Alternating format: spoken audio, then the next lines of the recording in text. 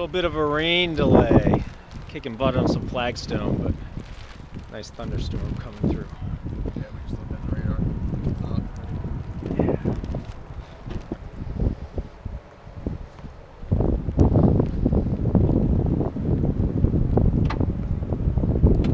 What's going on? Day 11, huh? Day 11. It's a great day. Nice jacket. It's a poncho, man. Full body.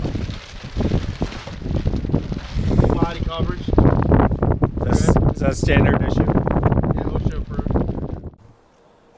Good morning, day 12 on our Nara Patio build. Let's check out what's going on. I'm going to walk you through some of the ins and outs today of our Nara Patio System and show you kind of what's involved and, well, how to install Flagstone the right way. None of them big wide joints that you see in some of those pictures on the internet. We're going to show you what Craftsman Flagstone looks like, so stay tuned. All right, so step one of every Nara Patio system is we install a woven geotextile. That's that permeable black fabric that you see behind me.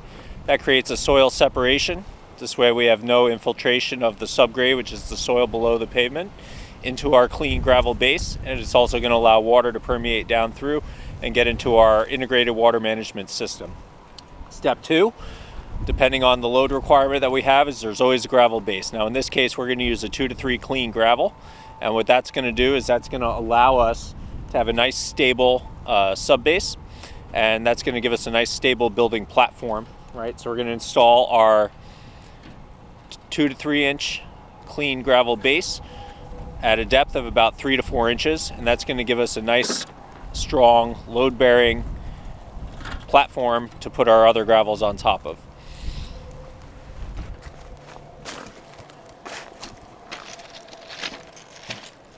Now we showed you the other day that on top of the 2 to 3 clean, we go ahead and we install a 3/4 clean.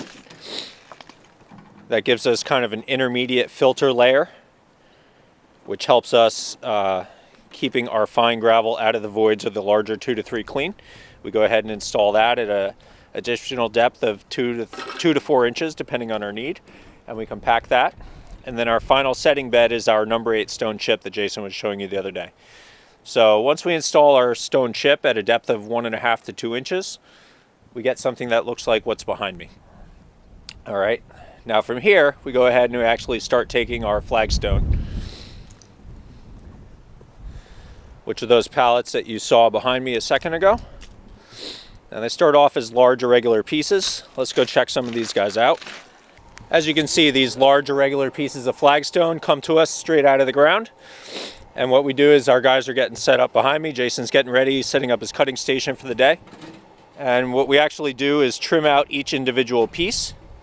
We're going to go ahead and show you throughout the day how we do that. We start by marking and cutting all the edges, and then we finish trim the edges of the Flagstone so they have a nice textured, rounded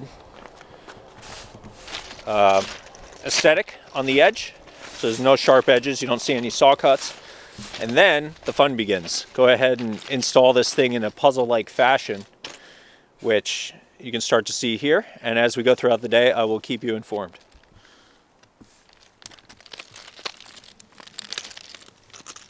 All right, so the next step after we mark is Jason's going to go ahead and cut the piece. Check it out.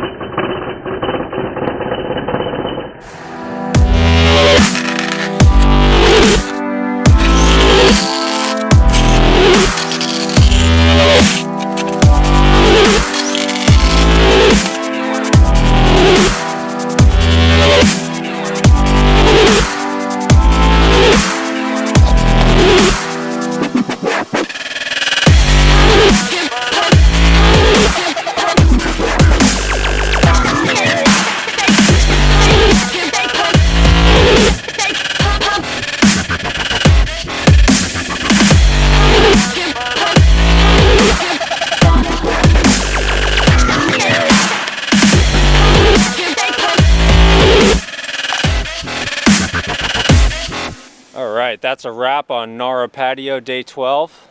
Finished the upper patio and the top of the landing. Check this out.